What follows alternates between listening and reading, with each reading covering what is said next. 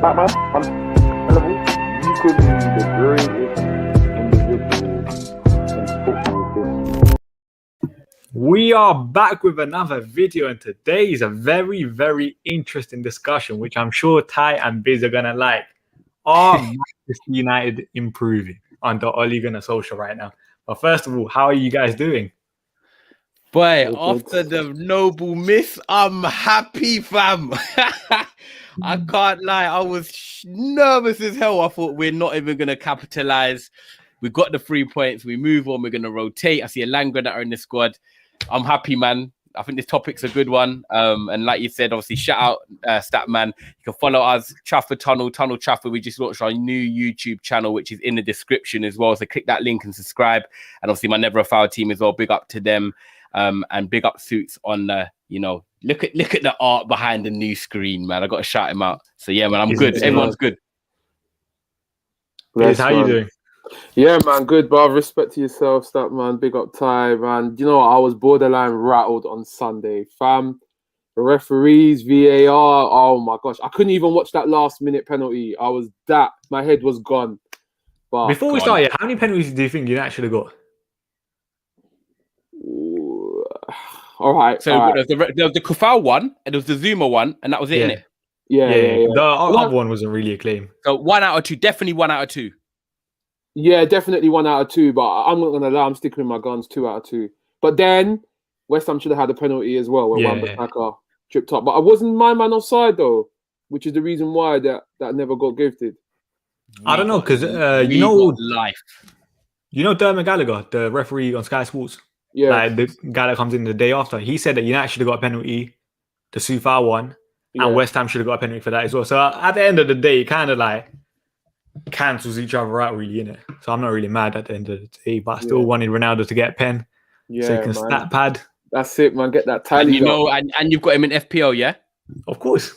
Exactly. That's the same thing with Lukaku as well. I was like, Lukaku, please just get a goal because you need it, but he didn't. But anyway, are Manchester United improving?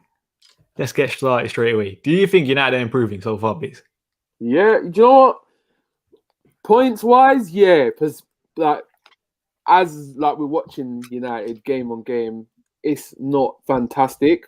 But this time last season, I think we had 8 points, and now we're on 13. So 5 points difference. The performances, there's definitely room for improvement, but so far, man, we're 3 point collecting, man. So I have to say, yeah, man, we are improving. Ty? I don't know, man. I can't get excited. Like do you know what? The bottom line is how our best performance actually for me was on Sunday. Like we had 17 shots, 10 shots on target. I could see what Ollie was trying to do, I think, but the execution might not have just been there. But let's be real, yeah. Yes, we've got points on the board. We've got lucky against Wolves. We've got a draw against Southampton. We beat Leeds anyway. And the Newcastle game, I was there. And like I said, we didn't actually play that great. We just beat a Newcastle team that had no Callum Wilson as well. So I think we're getting the points that we should be getting. We should be beating West Ham if we want to win the title. We should be beating Newcastle. We should be beating Leeds. And we should be beating Wolves. And then the Southampton game, we should also be winning that. So for me, we've got 13 points from 15 I expected. If someone said to me at the start of the season how many points we're getting, I'll say 15 from this, and we've got 13. So I can't sit here and say we're improving because we're on less than what I wanted. Before Statman comes in, I know he's going to say, going off last season's results, we should really be 15 out of 15. Yeah, I wanted us to be 15 out of 15, but what about the performances overall, though? I think personally that West Ham game was our best performance so far. I wasn't really too happy even when he brought on the subs, but they made the difference, which we'll probably get into anyway. But like McTominay was back in there, Fred, obviously trusted partnership. I felt like in the first 20 minutes we played well, and then we let them grow into the game, and it was the same again in the second half. We played well up until like the 60th minute, and then from the 60th to the 75th, they started peppering us and getting control, and then we brought on Matic just to calm things down. We then penned them back, and he was punching the ball through the lines. But performance-wise, it was the best one of the season. But was it an amazing performance? Like, no. If I'm looking at our rivals, right, and I say, oh, that was their performance of the season, their performances will be A star. That performance from us, at best, was probably a C plus B. And I'm saying that's our best performance of the season so far. Biz is probably going to disagree, but we were okay, innit? We were okay. You get me? Yeah, I thought the Leeds performance was the best performance so far this season. Like, Do you count Leeds though, Biz?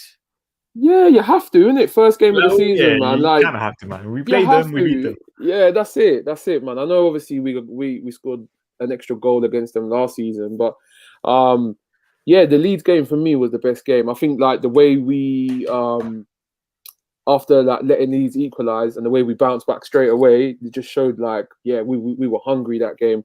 The West Ham game, I say, is probably the best game we've controlled so far this season. I when you watch it back, I don't remember West Ham having a clear-cut opportunity. So like goal that apart from my man that wears this thing around his biceps that needs to hand it over. Bruv, Harry Maguire. I'm done with Maguire. We'll get onto that later. I'm done with the guy. But yeah, I think the West Ham game was definitely the best game we controlled, man, for the majority. I thought, obviously, like the first half was decent. Second half, I just think we fatigued a bit, man. We gassed out. In the last half an hour, everything seemed to be at walking pace. So I think the subs were the perfect subs because we needed a bit of energy from Lingard and Sancho. I don't know about Matic, but it came off in the end. You see with the Matic sub, yeah, like at the time I was like, I don't know, man. This might be a defensive sub. But at the end of the day, it worked. Like we know one of Matic's main strengths are his line breaking passes. He done that for the goal.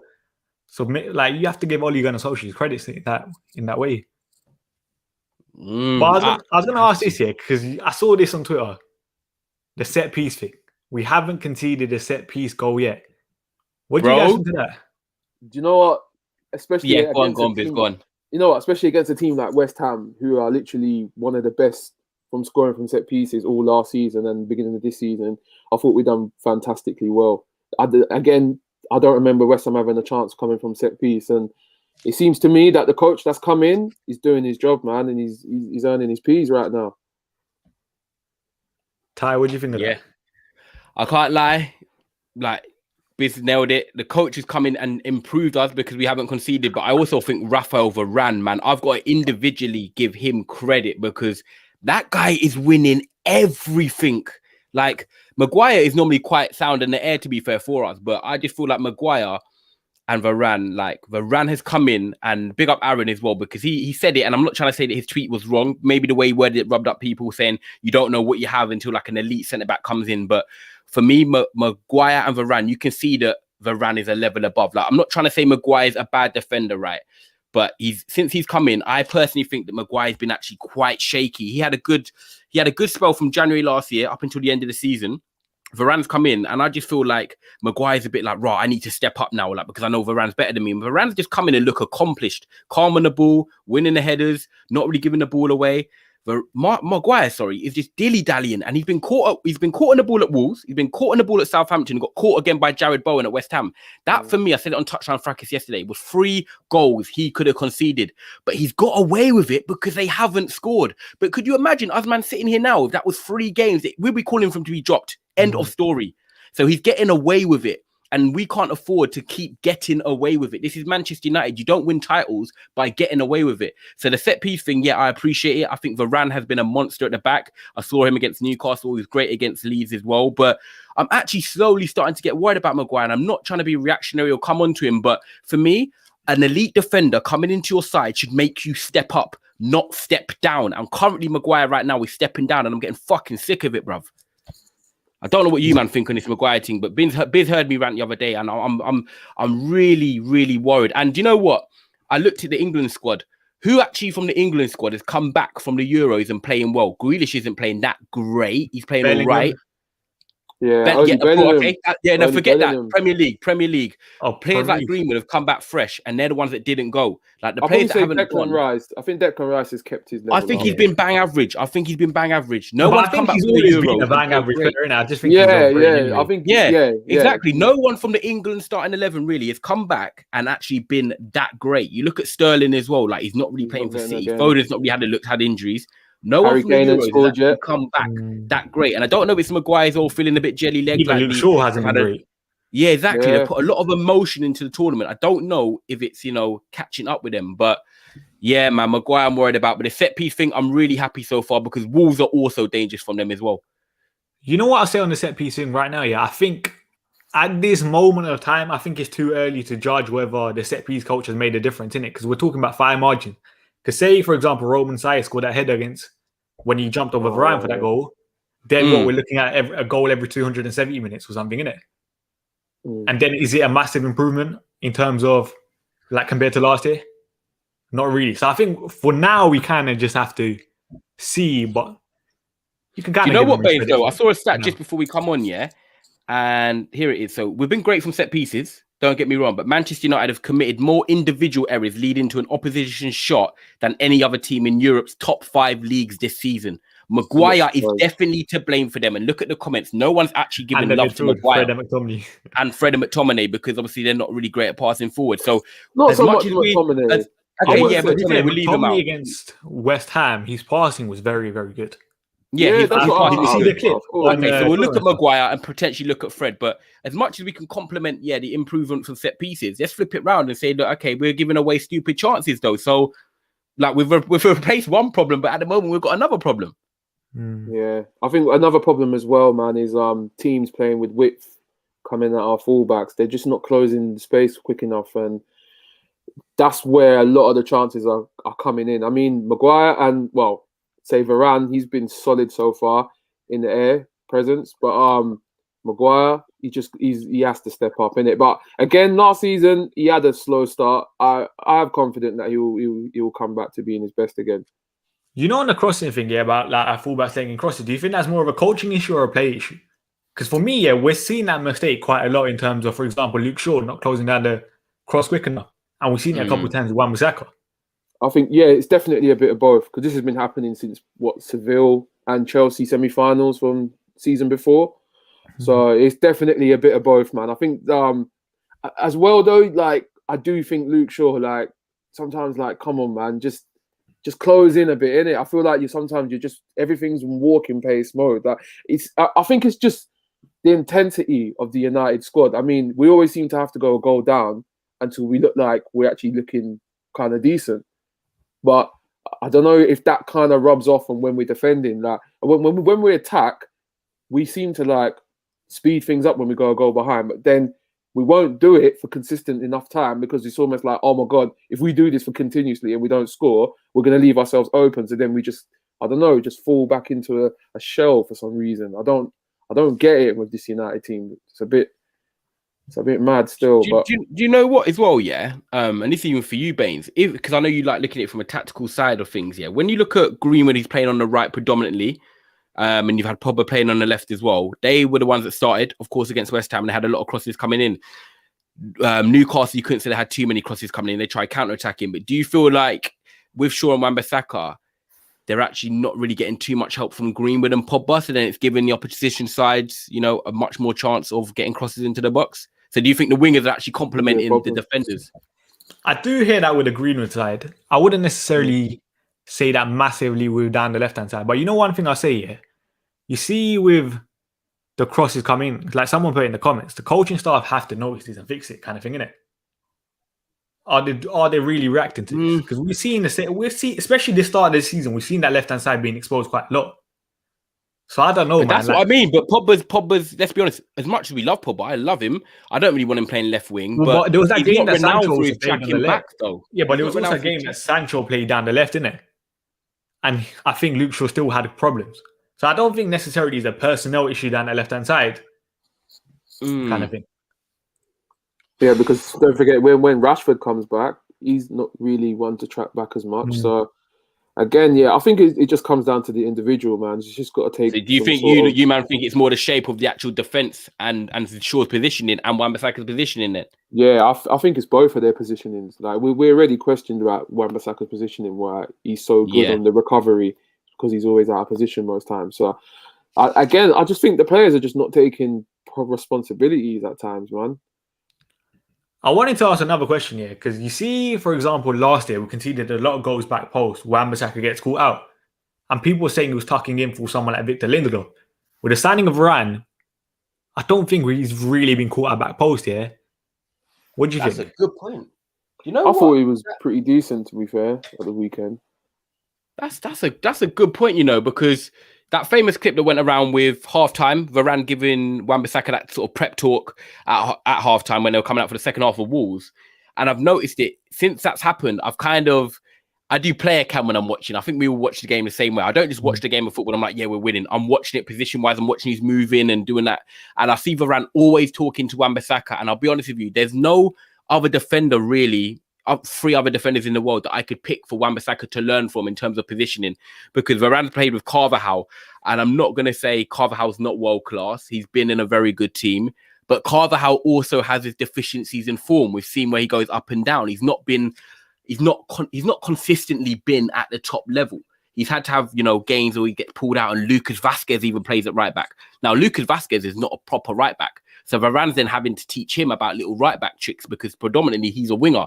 So I feel like all this experience Wan-Bissaka is now getting is actually a beneficiary for Varane, because Varane has already done this, because he's had to do it with Carvajal. He's had to do it with Odriozola at times before he went to Bayern. He's now had to do it with Lucas Vazquez, who's a winger. So it's not like Varane's uncomfortable with this, and he's been playing with a right back who's accomplished.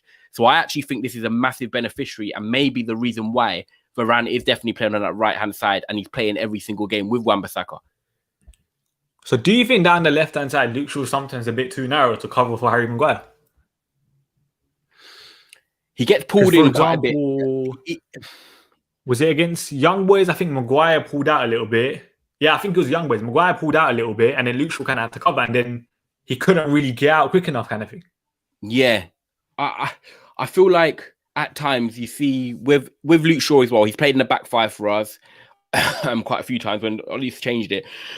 And I feel like, I don't know if it's because Shaw's worried about Maguire's pace, because let's be honest, Trincao, like there's a couple times Maguire's been done through his legs where he dives in. I think there was a goal Newcastle scored as well. He dives in, they twist him. So in my head, like if you're a player, as much as we're watching from the TV, in the back of Shaw's mind, he doesn't feel as protected as maybe what Wan-Bissaka does with Varane. So he's kind of caught in two minds at times. He's like, well, I don't want to see Maguire get done, so I'm going to come inside. But then if Maguire does all right and then the ball gets spun out wide, Shaw's then got to twist and get back out, and then Maguire's got to come across. So I feel like it really depends on the patterns of play. But in the back of my mind, I feel like Shaw's slightly worried about Maguire. I know people got me about Eric Bailly, but if you have Varane and Eric Bailly there, I don't feel like Shaw's going to have to come inside, because he feels competent and confident enough that these men can deal with the situations. Would you give Telles a run now?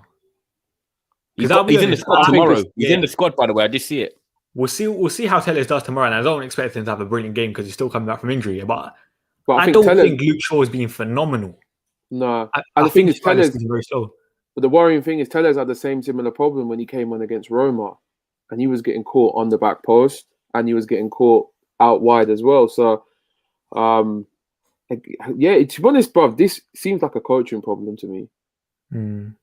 I don't think, and I'll be honest, if you want to be challenging for the titles, real talk, like, as much as I like Telles, and I don't personally think he's had the best of runs. I don't think he's actually been given 5 Premier League games to actually show his form, and it'll probably take him 4 games to get warmed up anyway.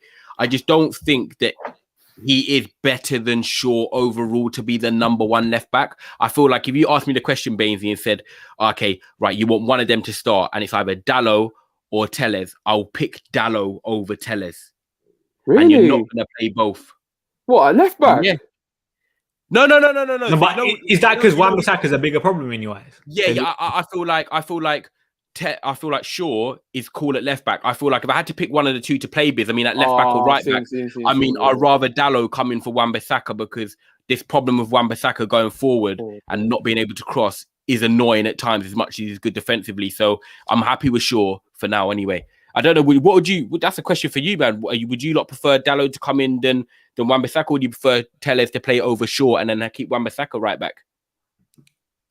I do kind of agree. I'll go Diego Dalot in it, because I think Wan-Bissaka going forward is a massive weakness.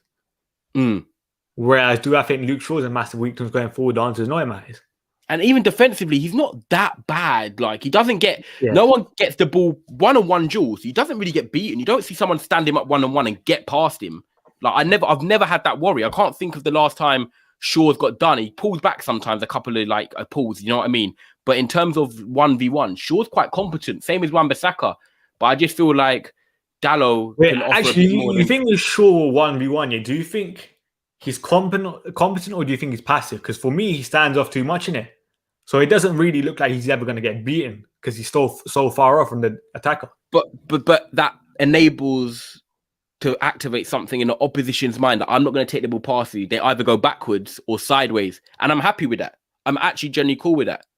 I think the worry I have for sure, which you man might have clocked, is that the way he gets done is, when someone's on the byline and they're facing Shaw, if they do a little 1-2, if they come inside and play it and then they run in behind him, and when he does them little drag backs when someone's trying to run into the box, that's where Shaw gets done, sort of on a quick 1-2s.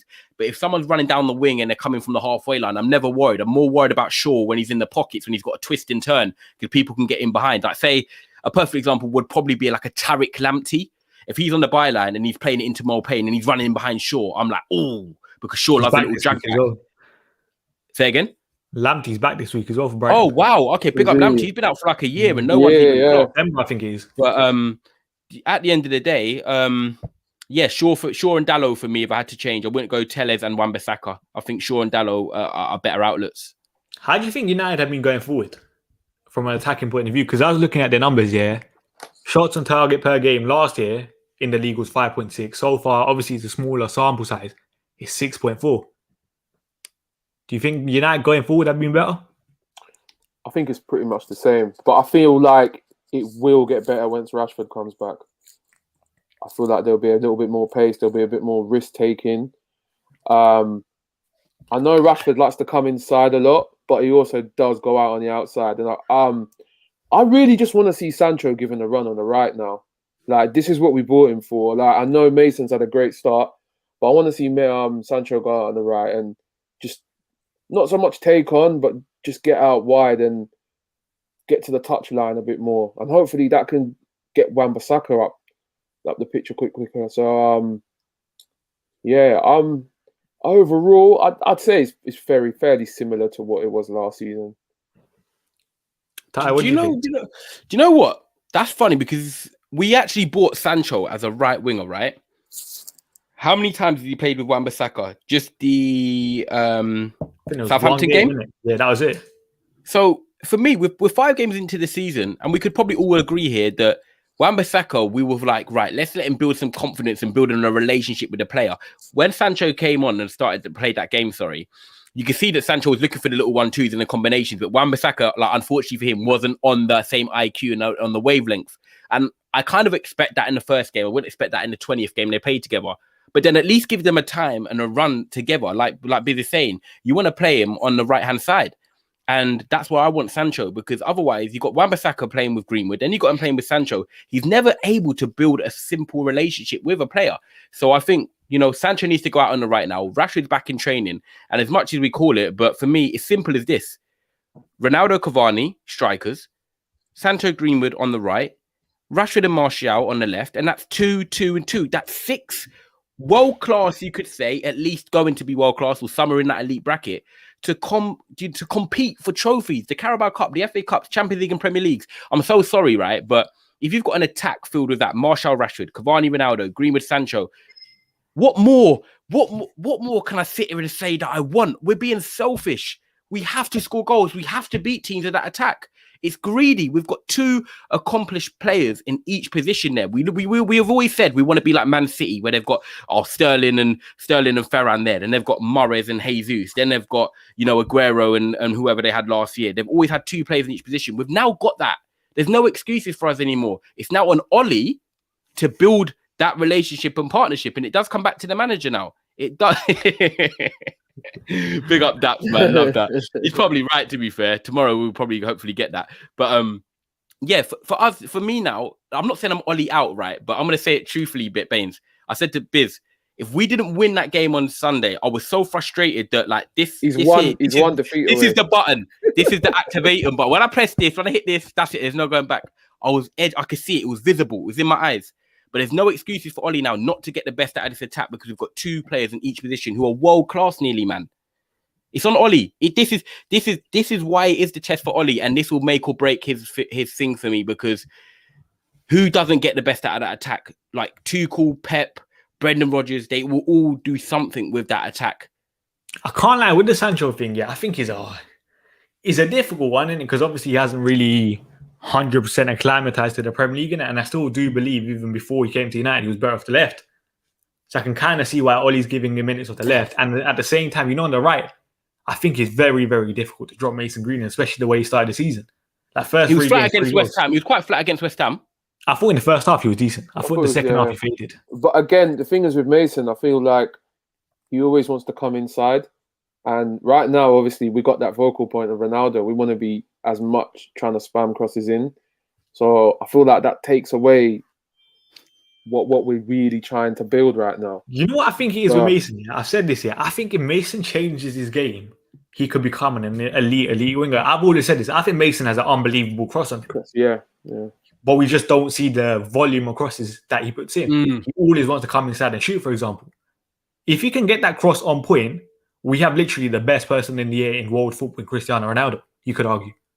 So are you lot happy to say that for this season, right now, Greenwood's your number one right winger? That's what you want for the rest of this season so far. So far in form, he probably deserves it. But long term, obviously, I want the Pogba, Sancho, Ronaldo front three.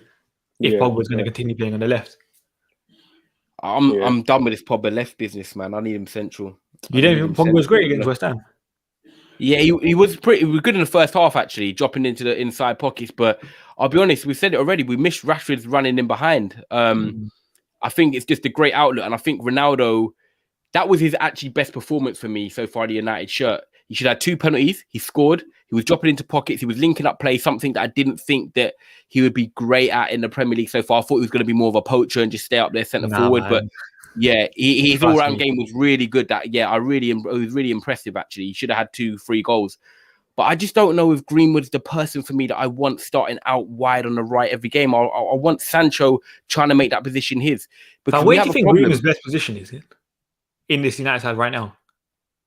It actually is off the right now. Yeah, exactly. Because I still don't think he's 100% built for the 9-role kind of thing, isn't it? Because we know he's not a striker. Yeah, he's not a ready-made striker. The Leeds game, not saying it's a con, but Leeds is Leeds. You're going to get chances against them at open play. But right now, he's better on the right. But I just don't think I want him as a... If Sancho and him are both playing at an optimum level, I feel like I want Sancho still there on the right.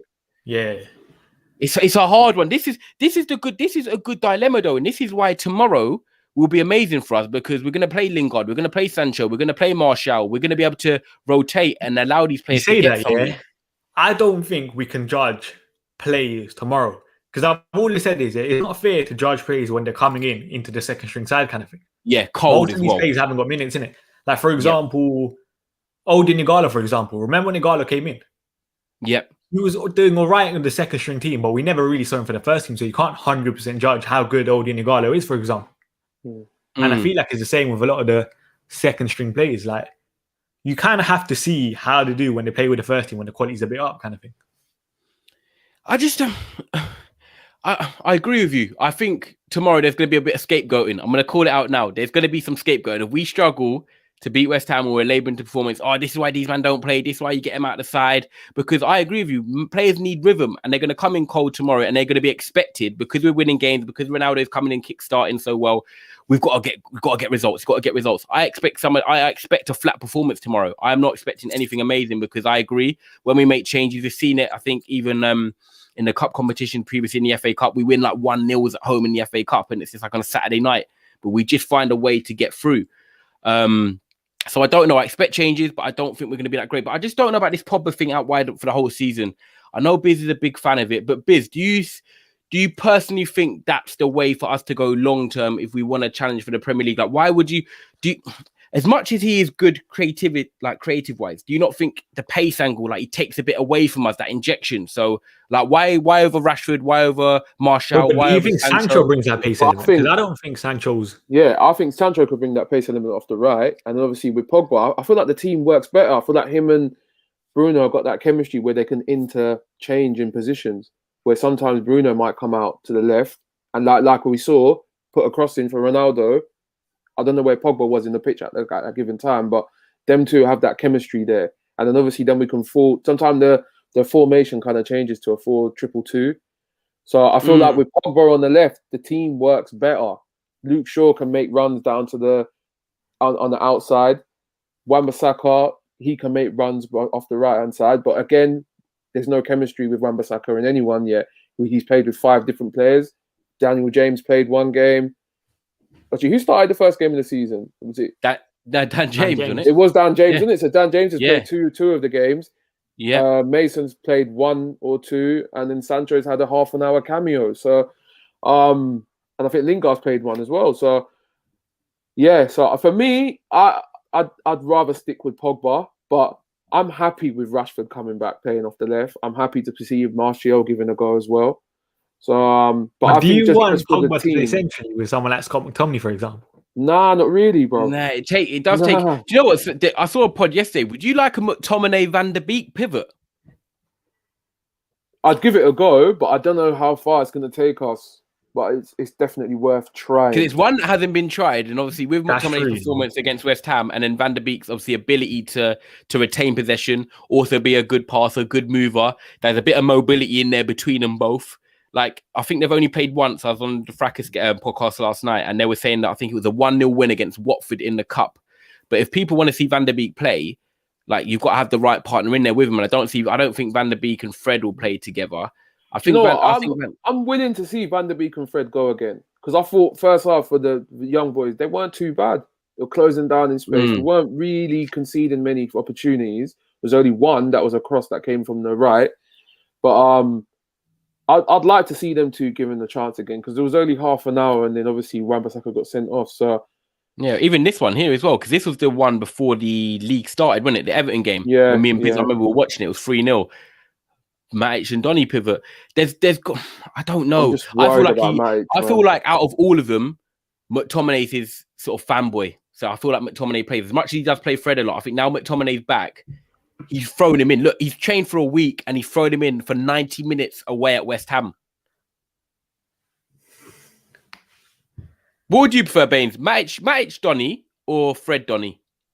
Or McTominay Donny? I still think if there's any chance that we win the league in my eyes, Nemanja Matic has to play.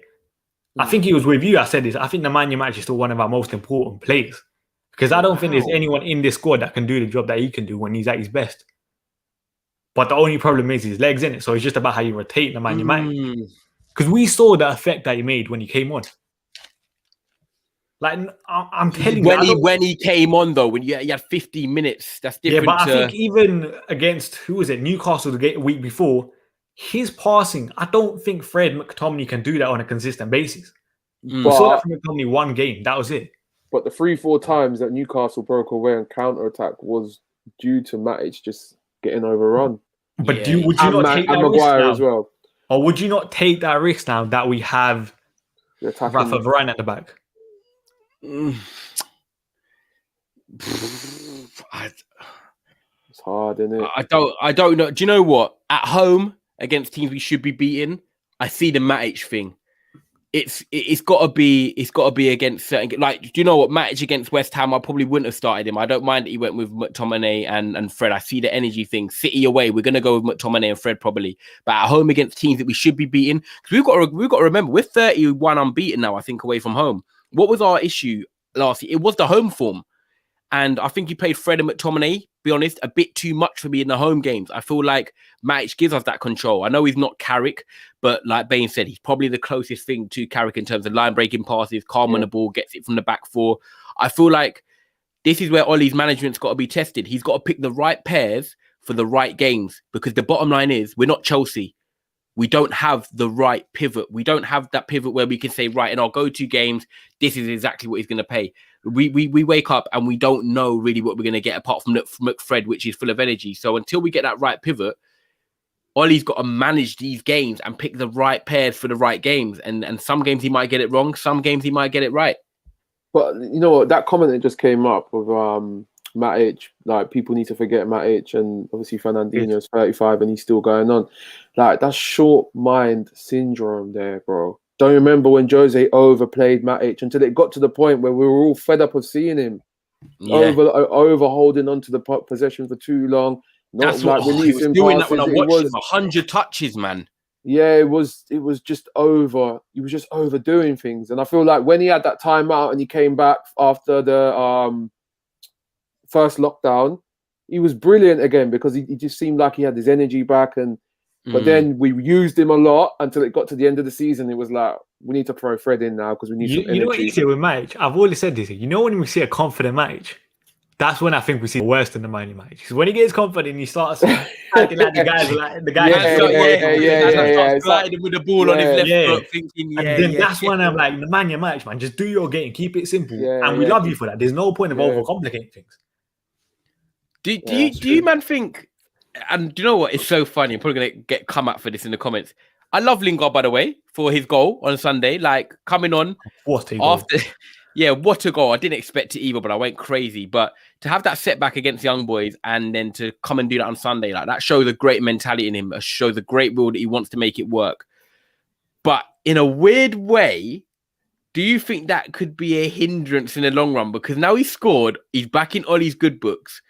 Like, are you glad that he's going to be probably seeing more game time, or do you get the angle I'm trying to come at? Like, no, but if he continues this form, has it made him a bit more important than he should be? There you go. No, but it's not going to be a bad thing because if he's contributing and he's scoring goals, then it's a win-win, isn't it? I understand that he's taken away a position, and it's probably Martial's position he's taken right now. So I don't mind Lingard. I've said this from the start of the season. I don't mind him being there, just so long as he knows that he's just a squad player now, and that's it. Like, you're gonna get your games, you're gonna get your minutes here and there, but when you come on, you contribute, and he's doing that right now. Like, RIC, he contributed us to losing last week, but he made up for it straight away. Yeah, he did. I think that's great resilience. What about you, Bains? What do you think on that? You see with Lingard, hey, shut up, hey Jerry, shut up, man. Jerry. You see with Lingard, I've always said this. Like, I would have kept him as a squad player because I know what he can bring in it. And let's be honest, even say if the guy bangs his next 4 games off the bench, he's still not going to be a starter, innit? So I don't necessarily have a problem. Like, if he's performing, it's brilliant for both parties. Lingard's getting minutes off the bench. And even if he doesn't sign a new contract, it's best for his career when he moves forward. He's still going to carry on with the confidence that he got from the West Ham move, kind of thing. Yeah. David De Gea. Let's talk about David De Gea because I can't lie. Hey, let's talk about David De Gea. I'm happy for him. Like, because listen. He had 120 minutes of watching Manchester United not score against Villarreal. I was watching it with Biz. That's not his fault. The penalties. If Louis van Gaal wanted to do that thing and Ollie wanted to copy Louis van Gaal and bring in Henderson, that's on Ollie to do that. If he knows that De Gea is not great at saving penalties, his last one was Leighton Baines. So that's not on De Gea, but he got a lot of slack for that because obviously it was the penalties. We ended up losing, and that was a trophy again that's gone to bed. However, he was expected to probably leave the club in the summer out of the 2. There's not been one link with him leaving the club. He's remained professional. He came back early for pre-season. And unfortunately for Dean Henderson, you got COVID, my bro. Do I think he was ready for that number 1? I didn't think you were ready for that number 1 slot. So De Gea has come back in. He's 30 years old. He's been through loads of ups and downs of us, but been there through some of the greatest moments.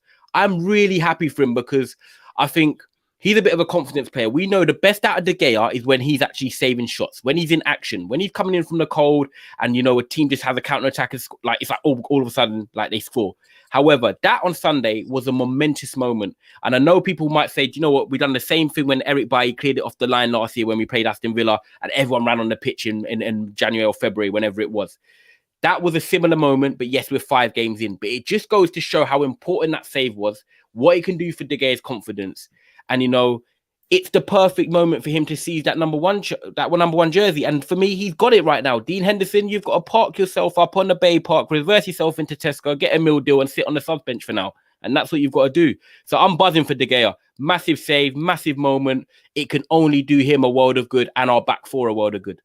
Yeah, man. I'm so happy for De Gea. Like, I think people need to remember, like, you see with goalkeepers' age, like when you see him 28, 29, I think he's, how old is De Gea? 30 now? Yeah, bro. He's 30. He's 30 now. So, like, people will look at that age and be like, oh, he should be in his prime. No, you don't realize keepers hit their primes a little bit later. And De Gea has been playing in goal for us since the age of 20. So he's been here for 10 years now. He's going to have a bad time, especially being so high up. He was the best keeper in the world at one point. So a couple years ago, it wasn't looking good for him.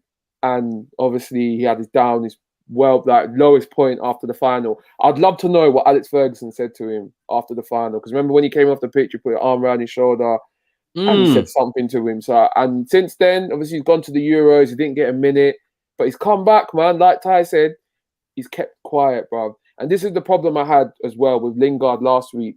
Like, he made a mistake and you went on social media straight away. Like, you don't need to do that, bro. Just do the talking on the pitch. The guy has done that all summer. He's done it literally probably since the beginning of last season. Seen Henderson's come. He's not said a word, bro. Just got on with it. And that save, man, was just, it was lovely to see, bro. Especially their celebrations after. Do you know what? I only just see the celebrations today because I was so rattled with that penalty. I didn't even watch it. I see it today, bro, on Facebook. And yeah, do you know what, man? It was moving to see, bro. Similar to the Bailly scenes of last season. And just seeing everyone just go up to him and just know how much that meant. Let's hope, man, we get back the best keeper in the world again, man. You see with David here, you know what? One thing I say, I was one of those guys where I'm like, yeah, you know what David here has done, innit? I said that last season because I was like, he's just making too many mistakes. His overall shot-stopping ability had massively declined from prime David De Gea, innit? Yeah. And I always question his concentration levels. The best of David De Gea we saw was when we were getting peppered because our defense was crap. But now we're not really facing that 15 shots per game, are we? And his concentration levels are still there. This is the sign of an elite keeper now.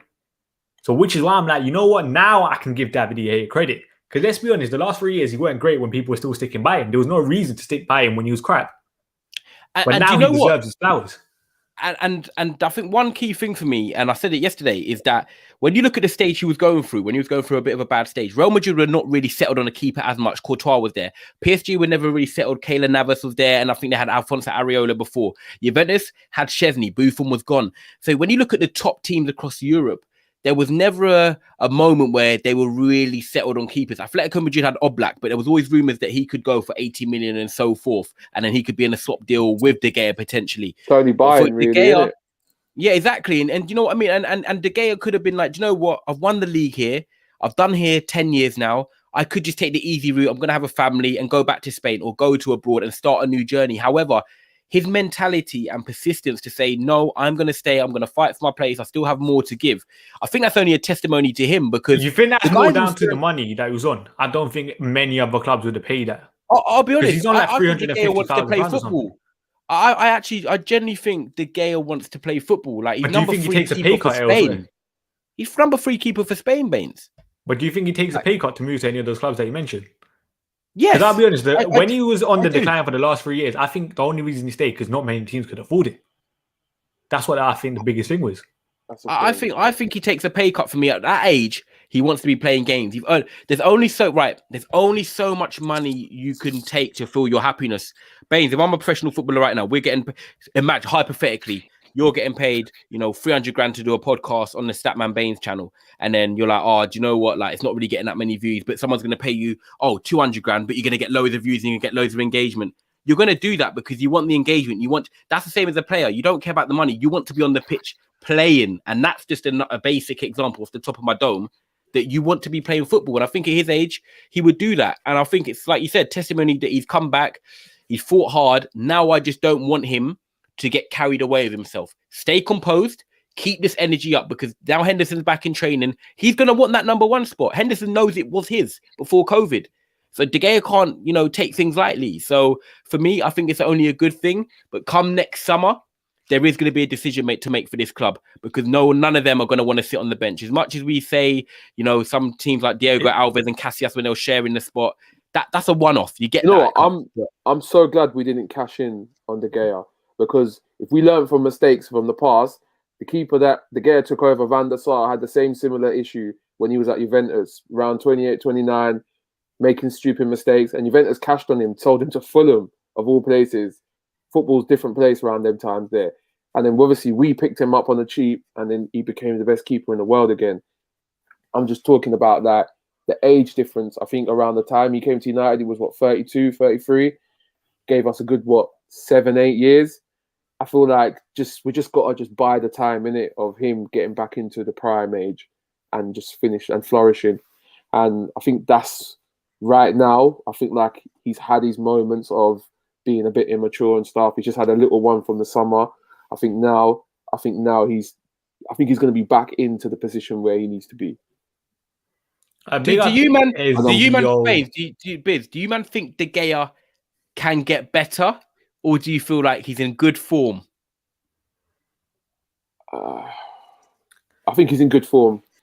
I think it's too early to tell, isn't it? Yeah, it's hard to say, but I do think he's just in good form at the moment because he's always had it in him to be able to come out and punch and come out and catch it, and obviously he's great with shot stopping, but I just feel like he hasn't shown that inconsistently in the last couple of years. But when he was at his best, he was doing this. Like we never really questioned him about coming out punching or catching a ball when he was at his top tip. So, but I think that's more down to modern day goalkeepers. They're being asked to do a lot more kind of thing. Yeah, I think it's just I think on the ground he has, and obviously like getting the counter attack starting. I feel like he's definitely improved in that area. I think there was that kick out to Bruno for the goal that the Newcastle game. Yeah, he went to Mason and then he passed it to Pogba, then Bruno. And a few times at the weekend as well, because normally he's the one to just like slow everything down and then just roll it out to Maguire or Lindelof. Now I'm seeing him making throws from early. So yeah, maybe that's a confidence thing though. Yeah. Big up Ezio with the super chat. Big up Statman. You were violating rants yesterday with the receipts on his stream. CR7 balled last season. Quick man, I change the stuff. Listen. As I said, was Rance onto? He didn't want him. Like you guys know, man. Rance is not the biggest fan of Cristiano Ronaldo, innit? And obviously we had a debate, the Neymar, Pochettino stuff. Like it was mad. The red talk on. Okay, I didn't Sunday know that. And even yesterday. Because yesterday, for example, we can have the discussion now. Rance called Ronaldo a fox in the box, and I don't agree with that. What do you guys think? Nah, man.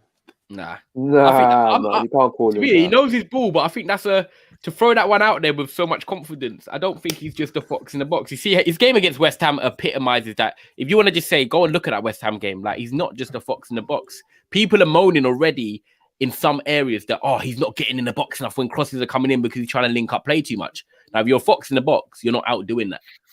For me, a fox in the box is actually someone like a Cavani a bit more, to be honest. Like Hernandez was the perfect example. I was about to say Chicharito, There you go. That is perfect. Like when you watch Ronaldo's game, the guy floats around so much across the pitch. Like there was times he was right back, left back. He picks the ball out wide quite a lot. And Statman, how many goals did he get outside the box last season? I'm sure I don't think it was that many, but that doesn't necessarily mean you're a fox in the box just because, or that doesn't necessarily mean just because you don't score outside the box, you're a fox in the box kind of thing. Look at his comment here. He's elite in the box. Dwayne just said CR7 doesn't link play. Did you watch the game against West Ham? Like that, I said already, he scored one goal, but that was a better performance than it was against Newcastle because in the first half he just scored out of nowhere, a tap in, and he got a ball played through by Shaw. But that game, we had 17 shots, 10 on target. Ronaldo was dropping into pockets and trying to link up play. He was actually one of our better players. I personally thought he actually linked up play. Did I watch a different game? No, he did. Apart from the overhead kick out the box. Oh, no, mate. That was a mad moment, isn't it? That was funny, though. Man's tracking back. Big him up for that, to be fair. I was like, wow. But, I think it was an overall good performance. He's going to be rested tomorrow. Whether Cavani leaves the line, Martial leaves the line, we'll probably talk about that on our show tomorrow on Trafford Tunnel. I think that's perfect because the team news will be out just before, so we're going to run through that. But it's one game. This is what I'm saying, yeah. People are saying it's one game, yeah. This nonsense. Like, let's not act like Ronaldo did not do this in the Euros, for example. The game against Belgium, I keep saying it. Ronaldo's unbelievable that game against Belgium. Complete 4 out of 5 dribbles. It was very, very effective. He got others involved in the play. Like, what do people expect more Cristiano Ronaldo? I think he was effective. Please tell me, sorry to bust a joke though. Tell me you man saw the video of Ronaldo doing a little shimmy thing when no one was around him and then run off. Oh, yeah. That killed me, man. That killed me. But even the Germany game, when Portugal lost 4-2, he was definitely Portugal's best player on the day. He's dropping back, linking up play. Like, come on, man. This is one of the 2 best players in the world, man. Never. You know what it is with Ronaldo, yeah? With his link-up play thing or whatever, fox in the box. He's elite in the box. That doesn't mean that's probably his best attribute. He's him in the box, but that doesn't mean the rest of his game is shocking, for example. And that's what people think. which is wrong. Yeah, I agree. Do you know what? I love that end bit where he says roams and takes on players sometimes, because I've been a critic of Ronaldo, saying he doesn't really beat his man. Like, he's not going to get the ball on the wing and take it on past players. And I do still stand by that. However, when he's been in the final third outside the box or just coming in the box, when he's taken on defenders 1v1, look at the Kufal situation, look at the Zuma situation, his ability to do that injection of pace where he does the step over and then goes on his left-hand side. No matter what, even though he's 36, them 2-3 yards is still a killer injection in it. And I was very, very impressed and surprised by his movement yesterday in terms of that little injection in the box. I was like, right, you're going to stand up your player. What are you going to do? He had one in the first half, where you man might remember. He done a step over, tried bending it in the top corner, and the keeper went into keep his hands. So I was like, okay, that's one of them. But then the next two, took on Kufal, could have had a penalty there, went down the left. Same with Zuma, went down on the left. He also had one against Young Boys as well, outright on the right. Yeah, well, yeah, that's it. Yeah, he did. And I think that's actually what's impressed me quite a bit about Ronaldo, is that his ability to take on players in that little final third is still there. It's not just, I'm just going to shoot. He's got something in his mind that's saying, do you know what? I still have the ability to beat someone, so I'm going to try. And if he wins us 10 penalties over the season, I'm not complaining. He should have 2 already. Like this, someone said you have to watch Benzema to understand when linking up plays. Fine, Benzema's link up play is better, but that doesn't necessarily mean Ronaldo's link up play is bad. But Benzema's link up play is one of the best. You can't exactly. Like that's like saying a centre back's good and then saying, oh, but if you look at Van Dijk's build up play, he's not. You that's a bad. The maddest thing is, Ronaldo's not even the actual striker, is he? He's only literally put himself in that position in his last part of his career. He's actually a winger. Yeah. He's actually a winger, bro. Like, that actually converted himself to just being a forward in general now. So, come on, man. This is CR7 we're talking about. We can't. Have you been surprised with how good CR7's been, though? Oh, because we've seen a couple other people's supposed goal struggle out there, and my guy's performing, scoring goals, winning games. That's it. I can't even deny it, bro, man. He has surprised me. I'm not gonna lie. Like four goals, 3 games. Yeah, 4 goals, 3 games, man. He's keeping up. He's keeping up with what people expect of him. So there shouldn't be no. I think this is it now, and this is where it comes down. Like, we've got to manage him right. We've got this game tomorrow. Then we've got Aston Villa 12:30 on Saturday, and then we play Villarreal in a must-win in the Champions League. He's going to play them 2 games, and then we play Everton again, another 12:30 kickoff, by the way. So we've got 2 12:30s, and we've got the Champions League. We need him for them 3 games. Whether he plays 90 minutes in them, I don't know, because he might go to the internationals. And do you know what? He might be that type that says, you know what? I've got a little knock. However, I don't believe that. He wants goals, and he wants international goals, as many as possible. So he'll play every game, man. I mean, he'll play every game. Do you know how many games he played last season? You know what I think it is with Ronaldo? Yeah, you see the earlier rounds of the Coppa Italia, whatever it's called. Yeah, those games he didn't play, but most of once they get to that stage, then he plays in it. Which is why I'm like, tomorrow I know he's definitely not playing. For example, I wouldn't be surprised if he played a good 90% of the 38 games for Juventus last season. I think he played over 30. I think it was. I wouldn't be surprised. Man. Wow. I'm not. So I expect him to play most of the league games, the Carabao Cup, FA Cup, the earlier rounds. He will be rested. I wouldn't be surprised if he has a cameo tomorrow. Nah, because I don't think necessarily they'll put Ronaldo on the bench, kind of thing, innit? I think Ronaldo won't be in the squad. But big up Ezio with the super chat. Ronaldo's been playing on the left for Juve for 3 seasons. He's best 3 in the last 5, 4-4-2 or 4-3-3. 4. Yeah, I think he meant 4-3-3 on the left. People like to hate on him. Facts. Like, people act like, for example, last year when they say he can't dribble, he was top 10 for Serie A for the most plays dribble past. But he can't dribble. Who said he can't dribble? This is one of the greatest dribblers ever. I think there's dribbling, and there's dribbling past your... Like, I'm not trying to... Ronaldo's been brilliant, by the way, so I'm not slandering him now with this one negative, but I think there's dribbling, and then there's dribbling past your opponent in 1v1.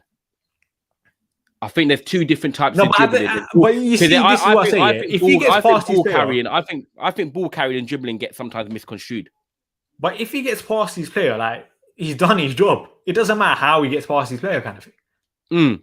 Is that how we count in dribbling now? It's only if you go past, man. No, that's what I'm saying. So No. what do you man count as dribbling? Because for me, dribbling, I'm thinking of beating my man or getting past the man. Are you man just talking like getting the ball and just carrying it 6 yards? This is what I'm asking you. No, but that's okay, ball yeah, carrying. That's not dribbling, is it? Yeah, that's ball carrying. Those are two different things. Like Jesse Lingard, for example, is a very, very Yeah. very good ball carrier, but he's not necessarily an unbelievable dribbler, for example. Yeah, no, Ronaldo is an elite dribbler, bro. Like, I'm not gonna lie, one-on-one defending, and he's running at me. I don't think I want to defend against him. To be fair, so, you see this as well, yeah. This Dybala nonsense that I keep hearing. Yeah, first of all, he did not ruin Dybala. The guy can't stay fit. Secondly, I think it was under Maurizio Sarri. You saw Dybala and Ronaldo have a very, very good link up that season, especially towards the end of it. Yeah. So Ronaldo decided that Ronaldo overrated is nonsense. I think it is nonsense. I think Dybala's overrated, and I think you've seen already at Manchester United, Greenwood started the season quite well. Pogba started the season with seven assists in 4 games, and Rashford's yet to come back. Martial hasn't really had a chance, and Lingard's come on as a sub and made a good impact. Like, what more do people want? Yes, we should be on 15 points. We've got 13 points from 15. We've lost the Champions League game, which we got 10 man. Let's just part that to the side. We're going to go through hopefully and win our next 5. But like we said, we go back to our previous starts. This is the best start we've had in a long time now. And I get it that we haven't played the most toughest opposition, but we can only beat who we've got in front of us. And Ronaldo's come in and scored 4 goals. The morale looks good there. You see the celebrations with the players. What's there not to like at the moment? It's a lot of positives. However, it's obviously there's the start of the play, and people can say the in-game management, and that's now on Ollie. I think the players are there. It's now on Ollie just to put the cherry on the bakewell and for us to take that next step, because we finished second with Ollie. We've got to semi-finals. We've got to a final in Europa League. He's now got Varane, Sancho, and Ronaldo. Like, Bains, none of us thought we'd have them 3 at the start of April. Nah, no way. You get me? Like, we're a better team. Fine. Firstly, let me answer this. Juve is doing terrible in Serie A without CR7, but you lot said CR7 was the problem, though. Or the 18th in the league. They haven't won a league game since Ronaldo left. They scored 2 or 3 goals. Don't chat to me about Ronaldo, man. Yeah. Sorry. Like someone said, no one said he can't dribble. Someone said something about stats merchants. Allow it. What does it look like? Listen, numbers don't lie. Your eyes might, but numbers don't. That's all I'm saying. They've been playing Cuadrado right back. Like, he was just a makeshift right back when Liechtenstein left. That squad is horrific. Still playing him now at right back. Danilo like, people as well. don't know how bad that Juve squad is. Now they got Allegri as well, and Ronaldo had Pirlo last year, and he's still done his thing. Honestly, like, Barcelona and Juve, bring them on in the Champions League, please, because I don't know if Barcelona are going to get through after their poor performance yesterday. They've got Benfica and Bayern in their group. I honestly, I know we talk about Juve, but Juve and Barcelona are both in the mud. Like, bring them on if we get them in the Champions League and finish top of our group, because honestly, we could take them to the cleaners. Like, I actually don't know. I'm gonna say it real. I don't know if Barcelona get through their group. You see, Barca, I watched the game yesterday. 54 crosses. PK, Luke de Jong up top. 54 crosses. Yeah. David Moyes, Fulham. Yeah. Who's that guy? Ronald Araujo. Yeah. That guy was the best player. Yeah, going forward, and he's a centre back. Yeah. He won about a good 4 or 5 headers, especially in the first ending of the first half. He had a good header that got saved. But he's mad. Yeah, they need Aguero, man. Nah. They need Aguero, man. Yeah, listen. Real talk though, like Bayern and Benfica and Dynamo Kiev. I don't think this is a walk in the park for Barcelona getting through their group. We're seeing it. I was going to also say about this will be the first time we see them in the Europa League. Oh my god. I can't lie. I look at their squad. Yeah, do they even have a chat? Like, they probably have a Champions League level squad here. But you're looking at the squad like Gavi. I just see bare youngsters everywhere. Yeah, I know it was because of injuries and stuff. Yeah, but that squad is not unbelievable. Like, you associate Barcelona with unbelievable players everywhere, kind of thing. So I don't know. Like, I feel sorry for Memphis. I feel sorry for Frankie De Jong, but the rest, you man are dead. Champions League now, young boys, because we still haven't talked about that, have we? Speak about it, Ty. Ole Gunnar Solskjaer. I want you to do well. I want you to do everything you can to succeed. But there's substitutions. You were playing FIFA. You You take off Sancho, our only pace outlet, and you bring on Dallo. You then take off Van der Beek, who's our only player who can keep the ball. And then you bring on Varane. And then you went to a 5 at the back. And then you've got Fred playing as a lone central midfielder with Pogba and Bruno on the wings, who have got no outlet pace. Pogba can keep the ball, but Bruno doesn't keep the ball well at all. And then you leave Ronaldo, who's 36, to try and chase shadows. I'm sorry, like, I ranted yesterday. My head was blowing because of it.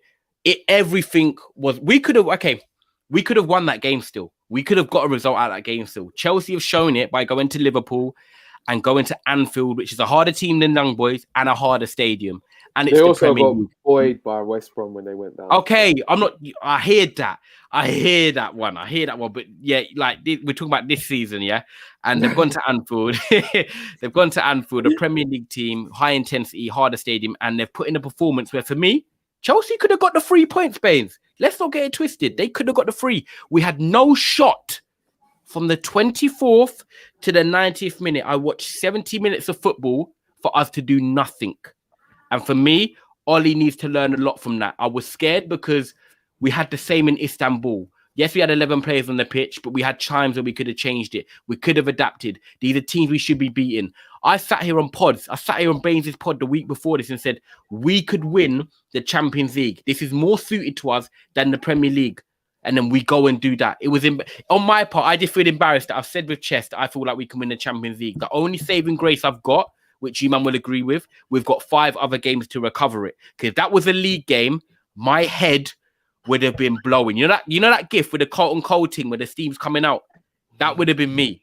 That literally would have been me. So I'll be honest with you, in-game management-wise, Oli got it absolutely wrong. And I'll put that up there with his top 5 worst in-game management performances. I can't think of the other 4 right now. Probably the Cup final with Real. But yeah, like the Sancho sub for me, from then, I thought this is chaos. No outlook whatsoever. I would have bought on Greenwood. I would have bought on Martial. I would have bought on Lingard. And I would have took off Pogba. I would have took off Fernandes. I would have took off Ronaldo as well. And there you go. There's my 3 chains. There's my energy. There's my legs. So still at number 2 as well. Champions League got 5 subs. He contradicted himself 3 times in that game. Biz, me? Any excuses? Oh, Oli, yeah. Nah, there's no excuses. But do you know what, though? You see Wan-Bissaka's big club foot, bro. Like, I'm not going to lie, Wan-Bissaka, what have I been telling you guys? I'm telling you, I'm done with this guy. See the light. I thought of you straight away. It was unlucky, innit? But at the same time, bro, you can't do that. Nah, man, it ain't unlucky. First touch was awful. And you know what, man, just like, the look on his face, bro, man was just there, just chewing gum, just...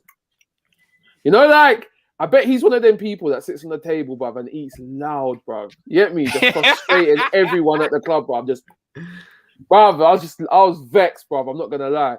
And then the Lingard situation happens. Like, literally, like, if that doesn't happen, our conversation is completely different now. We get away. Wait, so were you happy with a point? It's annoying. No, I wasn't happy with a point, but I would have been acceptance of it with going down to 10 men so early. But we should have won that game. But people was talking about that Young Boys had never won the league and game in the Champions League. They've never done that before. They beat Juventus when they were in our group Come on, man. 2 years ago. Let's be honest. Ronaldo was there, and they was against 11 men Juventus. But come on, man. So, let's not use excuses. We should be beating Young Boys. I hear that, innit? But when you go down to 10 men, I would have been acceptance of a point. I said that 90th minute I was accepted, especially with the pitch as well, with that AstroTurf thing. I know people might say it's a little thing, but at the end of the day, I just think I would have taken a point just because of the fact we got 5 look at this AstroTurf excuse. Have teams won an AstroTurf before? I don't know why. I just last time we went there, we smacked them up, bro. But, exactly, we beat them. I would have taken the point. With no excuses, Oli got it absolutely wrong, and I would have taken a point. But let's be real, this Wan-Bissaka thing, let's talk about it. How has it taken him 2 years for that to happen? That should have happened 5 times already in my head. That should have happened 5 times already. Like, I can't believe it's taken him this long. Okay, hey, Rick, allow it. Now that AstroTurf thing, that just come out. But yeah. I would have taken a point.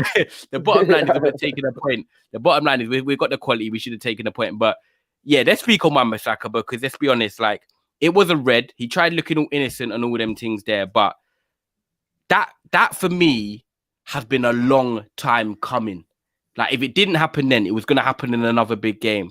And does this now change him a bit? Like, do you think this this makes him, adapt a little bit, because when something happens, right, in your life, it has damaging circumstances, like it did us losing the game, it can haunt you as a player. Do you think he now maybe adapts his touch? Does he change his game a little bit? Or do you just think Wan-Bissaka is going to be Wan-Bissaka? His touch, listen, you can't improve your touch at that age. You generally don't think like a touch. Actually, you know what? Yeah, he can improve. He can, because Lukaku done it, but I'm not saying he's going to be unbelievable like a Wan-Bissaka, for example, kind of thing, innit? Yeah, but the difference is that this red card has been a long like he's had moments where he's done that. The exactly same things happen, but he's won the ball. Am I wrong? He does it and he wins the ball because his legs just get there. He didn't get there that game. So it's like the first of many that should have happened. So will he now adapt and take his touch differently, or do you think it's just gut instinct in the moment? There's more Wan-Bissaka moments like this to come, and this is just the first. Hopefully we don't see those moments because he'll be gone or be on the bench. Gone, you know my thoughts on Wan-Bissaka right now, innit? This is why we're seeing the same. The 5 games in, this is why Bains wanted Trippier. Exactly. I said if we're gonna sell Dalot or loan Dalot, we need to bring in someone like Trippier. Just some competition, someone who's more competent in the ball. Even when you're talking about the 4-3-3, Ethan Laird, I think he got an assist on the weekend as well. Yeah. 3-3. Right, I got a question. It's frustrating with Wan-Bissaka. We're seeing the same mistakes. I like Ethan Laird, man. I want him to play. I think next year he definitely needs a run. But every loan he's been on, have you clocked something? Injuries. No. Plays in a back 5.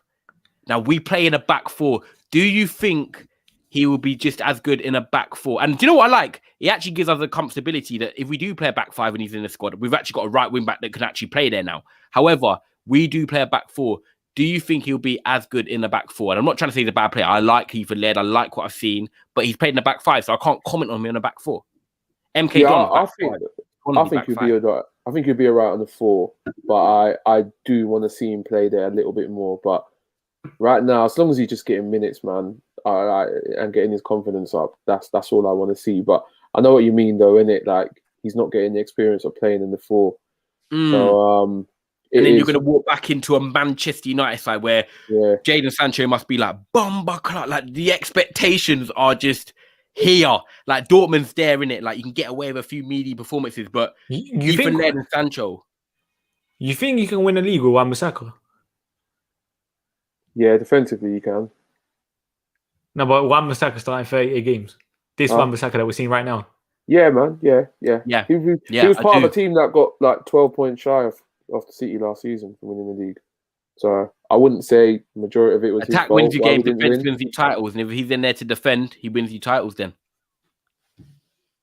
See, I don't know, man. Wan-Bissaka, like I still think he leaves us so like underwhelmed going forward, kind of thing, innit? And defensively, to be fair, defensively this season I haven't been mad. I think. But Bains, what did I touch on about half an hour ago? This is where Ollie, as much as we want Matic to play in games, play him in the right games. Dalot, play him in the right. I think Dalot needs to okay, Villa and Everton, I probably would play Wan-Bissaka. I'm honest, Demarai Gray's looking quite well, and Ollie Watkins probably going to go back out on the left because Twanzebe can't play, so they're probably going to switch to back as well. Yeah, Leon Bailey. So I would have Wan-Bissaka, but when we're playing the Burnleys and the Watfords and the Brentfords at home, play Dalot, because if we play Dalot and we get 2-3-0 up, then if you want to bring him off after 70 and bring Wan-Bissaka to shore up, I'm not complaining then. Yeah, but see, that's when I'm not mad. I'm not mad with Wan-Bissaka starting certain games. I've even said that's what he should be doing. I don't hate Wan-Bissaka completely. I just know what he's good at and what he's not good at. Yeah. That's my biggest problem. He should not be starting 38 games for Manchester United. But if the guy starts, 15 games and you're picking certain games, then I'm fine with that. And I don't think anyone has a problem. Just another thing on that Young Boys game, no one's really picked up on it, but that first goal, I know Varane's been brilliant so far, but he did switch off for that. What do you lot think? You see what with that goal, I think, you know what is it? Because I think that ball took a deflection, did it not, when it came in? Oh, yeah, I think it was a slight deflection. I think it took a slight deflection, but even then, I still think Varane should be doing a lot better. Yeah, I thought he should have covered that a bit better. Are you on about for their goal when they hit it? So I just shouting. Yeah. There's the near post. Yeah, I thought. You know what? I'll actually get it was a good finish actually. Yeah, Should have got there. yeah, But it was a good finish. And again, though, But again, the same thing they mentioned. We allowed the cross to come in anyway. Yeah, it was too easy. And Luke Shaw again. Yeah, and it was from the left-hand side. So, I don't know. It's interesting, man. It's interesting. I can't say your Ultimate podcast name. Obviously, I have Manchester United improved. I can't sit here and say we've improved because the points I expected us to be on 15, we're on 13. But it's a better start than other years. And we've got the players to now do something. However, I'm probably going to talk about we'll talk about on our podcast tomorrow. Obviously, people actually, by the way, Trafford Tunnel, new description in the bio there. New channel, myself and Bains is going to be with us tomorrow. So please go and subscribe. We've got a show coming up tomorrow before the West Ham game actually, but we'll touch on it then. But the next 10 games, this is it. And I'm going to save it until tomorrow's episode, but I want to go through it. We're going to break down what we expect, what we think. And by the end of November, me, Bains and Biz, and you people in the comments will know if we're in a title race or not. End of. I'm going to save it.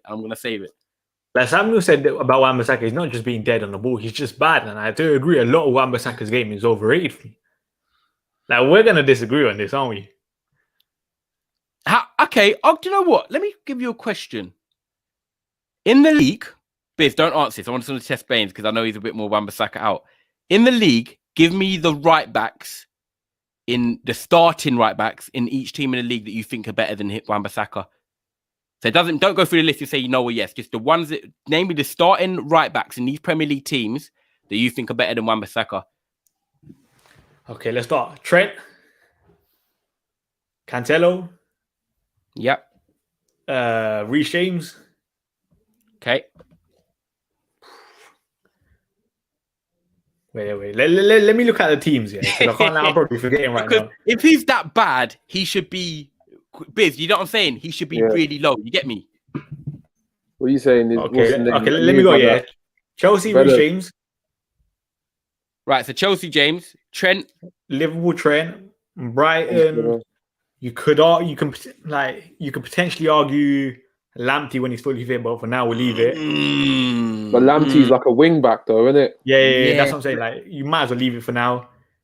City, Kyle Walker, I think is better. Okay, so that's 3. But as I said, there's certain games that you prefer. Wan-Bissaka, for example. Yeah. Everton. Coleman. Not like Godfrey or Coleman, no. Tottenham, no. Oh, that new brother. What's his name? Emerson. Yeah. We'll see. Soufal is better in my eyes. Okay. Would you say Ricardo Pereira? Well, that's what I say. Yeah. 100%. Okay, that's 5. Yeah, that's 5. Matty Cash, you could argue. Nah, man. I like Matty Cash. I can't even lie. I do think Matty Cash obviously offers something going forward, but I don't think if we had him right now at Man United at right back, I think I'd have him over. I don't know if I'd have him over Wan-Bissaka, you know. You think Matty Cash is just a 7 out of 10, both areas? Yeah, he's just one of them minutes. Yeah, that's what I think is good enough to be a fullback. I don't know, like he suits Villa in it. But when he played us at home last year, we were twisting him up, you know. Yeah, to be fair, we were. We were hurting him like Man City.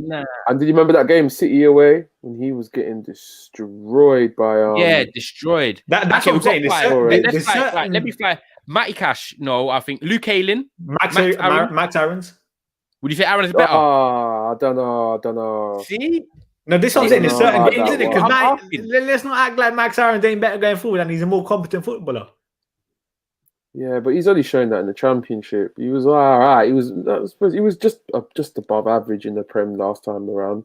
Like Samuel was saying, please come on. He's not sniffing any of the top 10. Nah, man. He's top 10, bruv, man. It's definitely in the top 10. This one, yeah. Ricardo Pereira, Kufau I can hear, Walker, Cancelo, James, Trent. Like for me, right? Do you know what? If we're looking at this list, right, I could agree with 6, 7 of them. So that's in the starting 11. That means other teams have 2 right backs. Man City sometimes have 2. So when you're looking at Manchester United on that team list there, we're saying on paper we've got the 5th best right back on paper in the league. Now, for me, that's not actually that bad when you've got probably the best centre back in the league with Van Dijk in Varane. So when you complement, it's not like we've got Wan-Bissaka and then we've got dead defenders. Like we've got good players in other areas. So I feel like we're allowed to have maybe the 6th best right back in the league because our other areas make up for it. Do you get what I'm saying, Biz? 100%, man. 100%. Like Wan-Bissaka, he's not that bad, isn't it? I understand, like going forward, it doesn't look nice, but I'm sure like he contributes a lot more than what people think because of it. It doesn't look nice. Fine. You know, big up Livramento, by the way, in the comments. He's a baller, by the way. I've always said this. Yeah, I think our team's very, very left-hand sided, isn't it? And the stats kind of prove that. Yeah. Do you think Wan-Bissaka is at fault for that, or is that more of a coaching issue more than a personal issue? It's been that way when Ashley Young was there. No, but we're talking about Ollie's regime, innit? Let's talk about Ollie's regime. Kind of. Yeah, that's when Ashley Young was there playing right back. Oh, you're talking about go. Yeah, when Young first came through. Well, no, when Ollie first came through, Ashley Young played the rest of the season at right back, and Luke Shaw played left back occasionally with the lot coming in, filling in for both. So we've always been lopsided because we haven't had a right winger, and we finally have one in Sancho, and he just hasn't had the chance to show that yet. So like we've been saying this for a while, innit? We want to see Sancho come in so we can help Wan-Bissaka's game, and we just haven't seen it yet.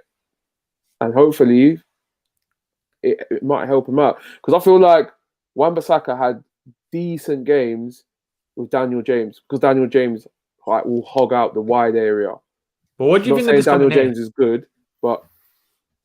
With inverted wingers these days, width must come from fullbacks kind of thing. Yeah. I fully understand that. So do you think Wan-Bissaka is a modern-day fullback then? No. No, I agree. I have to agree. Yeah, me and Biz. I think me and Biz would agree with you on that.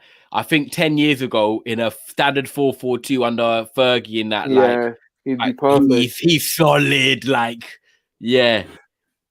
Big up Samuel for the super chat as well. Don't get it twisted. He's not 6 best. He's dead. Samuel's with me, you know. There's Wan-Bissaka. Big up Samuel for watching, man. You lot keep smashing that like button for Bains, man. With the Livramento thing, like the ability's there in it, but let's just stay calm, kind of thing, innit? Because very good though against City. Very good. Like he pitched the ball a few times off him. Even against United, he was brilliant, but he's only been 5 games in it, so that's why I wouldn't rank him above Wan-Bissaka just yet, kind of thing. I agree. But you know what? Dallo is gonna. You know what the exciting thing is? Obviously, we do shows Tuesday, Wednesday. We're gonna do the show tomorrow before the game, so we'll talk about United's next fixtures and the team news. The next time we have a pod together, Dallo would have played. Dallo would have played yesterday. Dallo would have played tomorrow, so we can see him full 90 minutes. And I get it what you're saying because I agree with you. Players are coming in from the cold, and then obviously we've got the the Villa game at 12:30 on the weekend, and then it's perfectly set up for us to do a show before we play in the Champions League against Villarreal. So it's in the next week. We're gonna have some interesting conversations, isn't it? Well, Dallo's going to be playing 2 games in the next week. We should be. And then we'll be back on Arsenal on Wednesday to review that Villarreal game, which Dallo's going to play. After the Villarreal game, then I can judge it. But tomorrow, when Ronaldo's not going to play, I'm not really going to be harsh on Dallo kind of thing, or anyone in the squad, really. No. I already know the show is going to be called Dallo or AWB. That's where it's going to be. You know me with my Dallo propaganda right now. The thing is with Dallo, I don't know why everyone's screaming out for him. Like, when he was here, Lukaku was bleeding for crosses. How many times were we saying Lukaku needs crosses? Dallo but I think that was more down to Dallo's injury record, didn't it? Because Dallo was... Nah, it wasn't. He played a lot them times there. He feature. He featured off the left. He featured on the right. He played against... I think he was even playing when Mourinho was still there. He was getting the odd game here and there. So, like, Mourinho signed him, innit? Yeah, it was Mourinho. So look, we're looking at Dallo, yeah. His first season, he started 12 games in the Premier League. Wait, no, sorry. Yeah, his first season started 12, 1,000 minutes. Then the next season after that, he started 1 in the Premier League. Yeah, that's when we got Wan-Bissaka. And then obviously he went out on loan the following That's the thing, though. If you're that good, you won't go out on loan. And then if you're that good, you'll be starting all the time on your loans. There's something... Rebic and Zlatan...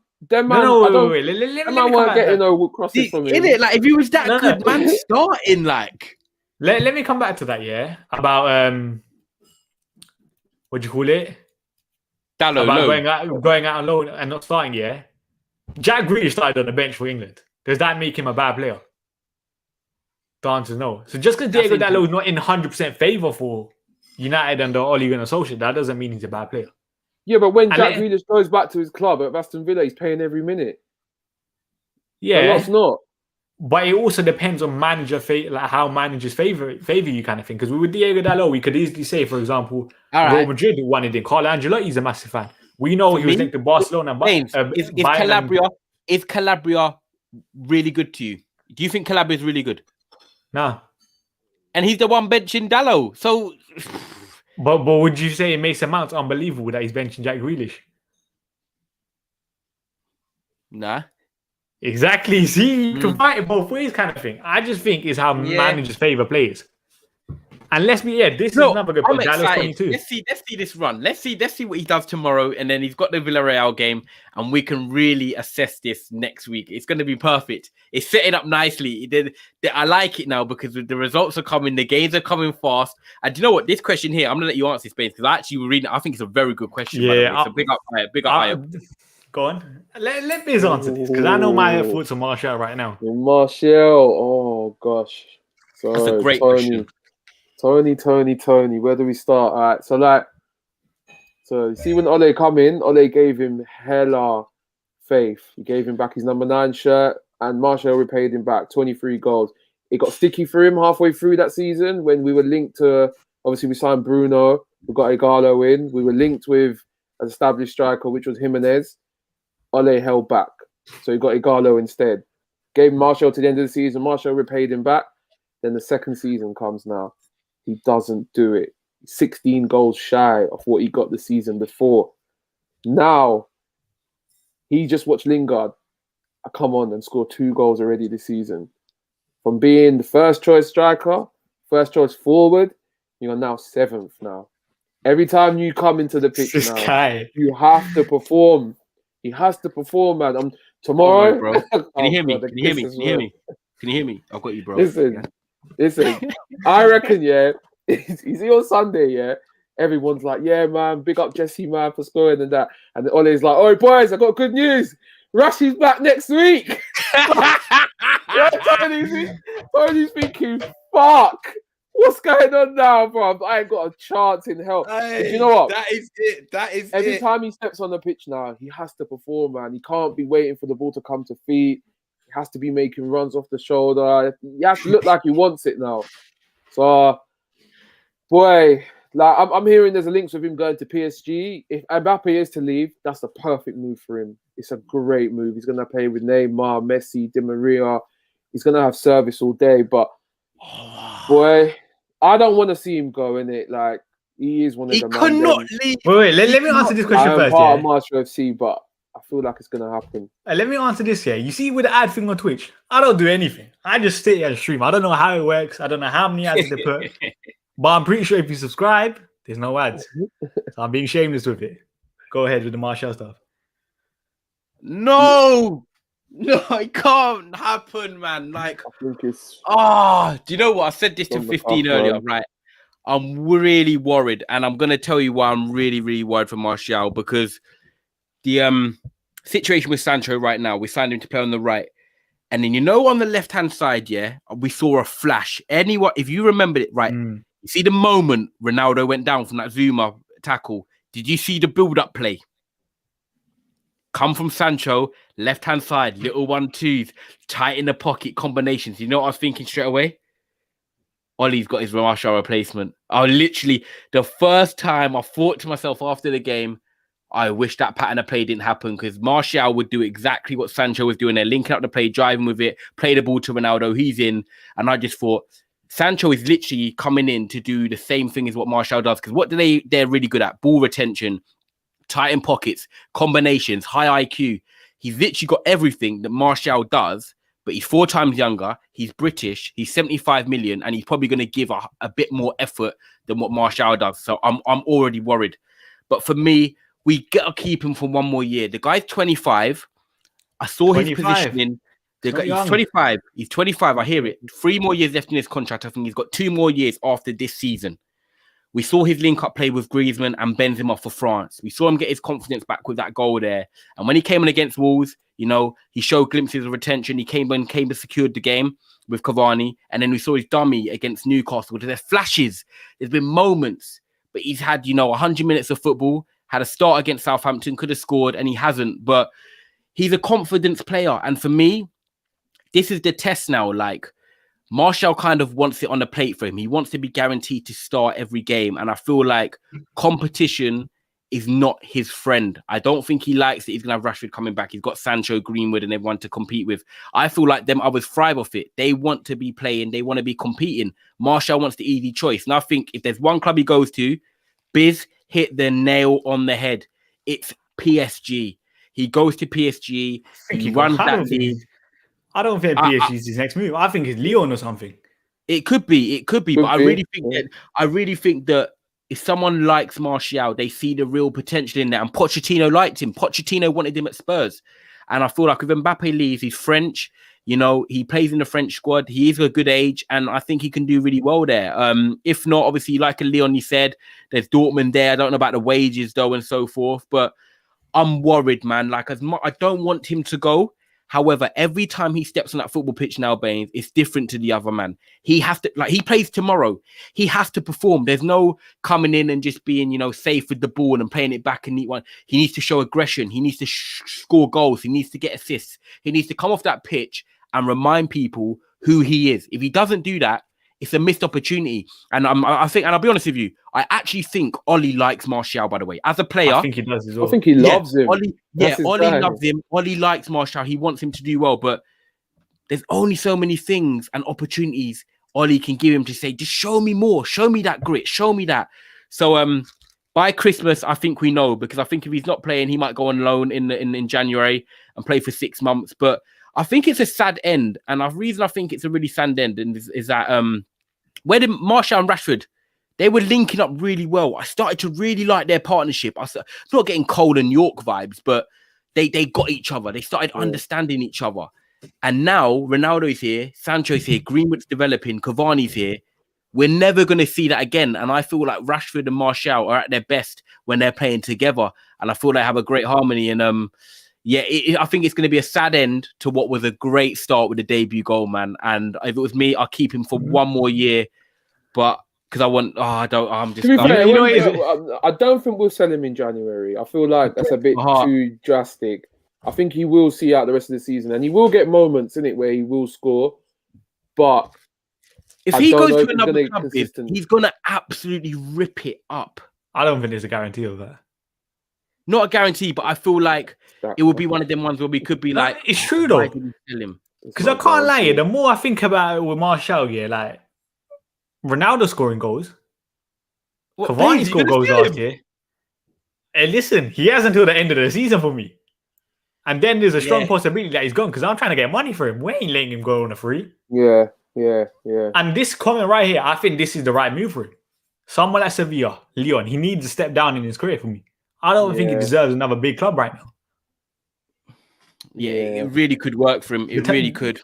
But one thing I say, the talent's there with Martial. He has ability. But what's the point of having ability if you're not going to show it? And he hasn't really shown it for the last 2 years. Or for the last season kind of thing. Last season, If you know what? If you put Martial at Liverpool as number 9, what do you man think? That comment there from Vin. Because for me, I think he would be sick. People might laugh, but I think he does more than Jota. I does more than Firmino.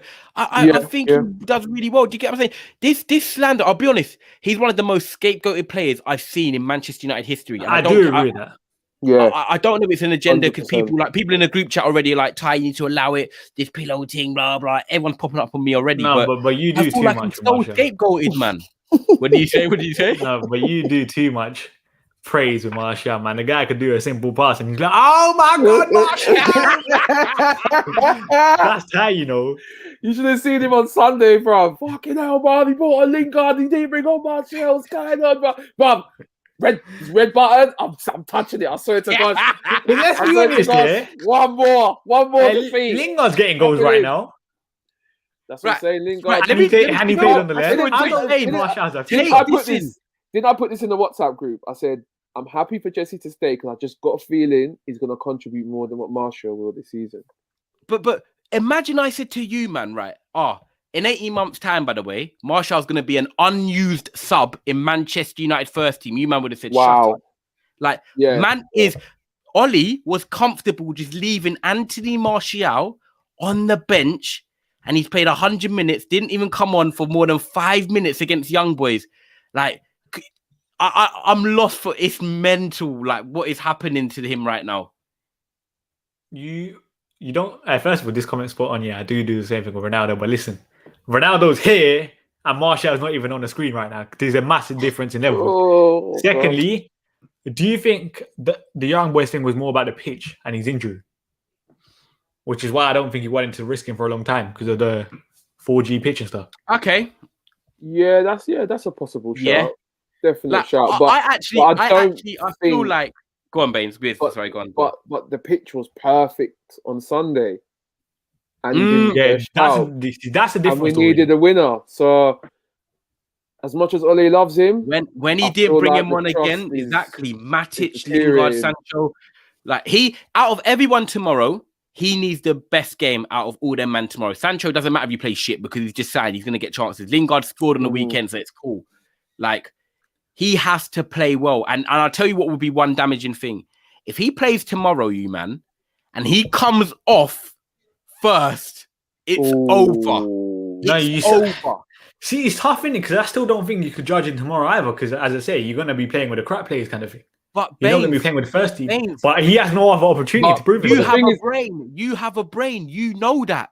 These man here in the comments, some of them, these man on Twitter, they want him to fail. Oh, Bains, but you say that we're playing with the crap players, but it's not Andreas Pereira, it's not Daniel James anymore. These players up though. I hear that, but these players haven't been like 100% match fit kind of thing. Like, they don't have the match sharpness. Because say someone like Wan-Bissaka plays. When was the last time we seen Wan-Bissaka, for example?